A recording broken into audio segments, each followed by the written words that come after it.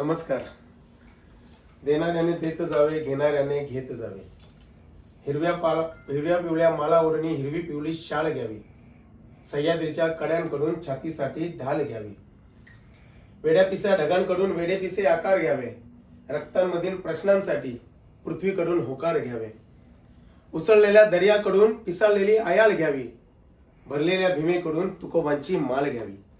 भरलेल्या भीमेकडून तुकोबांची माळ घ्यावी. देणाऱ्याने देत जावे, घेणाऱ्याने घेत जावे. घेता घेता एके दिवशी देणाऱ्याचे हात घ्यावे.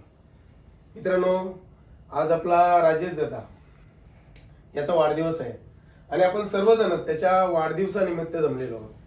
खरं ते एक गावातला एक चांगलं व्यक्तिमत्व म्हणून त्याच्याकडे बघितलं जातं. आणि दादाबद्दल, राजेश दादाबद्दल बोलायचं झालं तर बघा, आपली छोटीशी सुई असते आणि तिचा धागा, तिचा जो छिद्र असतो त्या छिद्रामधून तोच धागा जातो ज्या धाग्याला गाठ नसते. आणि आपल्या मनामध्ये तीच माणसं बसतात ज्याचं मन साफ असतं.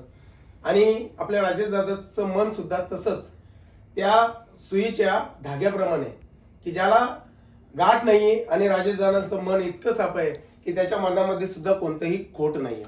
असा आपला राजेश दादा. फुलपाखराचं बघा की 14 दिवसांचं आयुष्य असतं त्याला, फक्त 14 दिवसांचं आयुष्य. पण तो इतरांसाठी जगत असतो. म्हणजे जर फुलपाखरू आपल्याला दिसला तर आपल्याला प्रसन्नता वाटते, मनाला आनंद वाटतो. म्हणजे काय, तर त्याने आपलं आयुष्य समर्पित केलेलं असतं इतरांसाठी. तसाच राजेश दादा सुद्धा समाजातला कोणताही माणूस असू दे, जर त्याचं वाईट होत असेल तर त्याला दुःख होतं.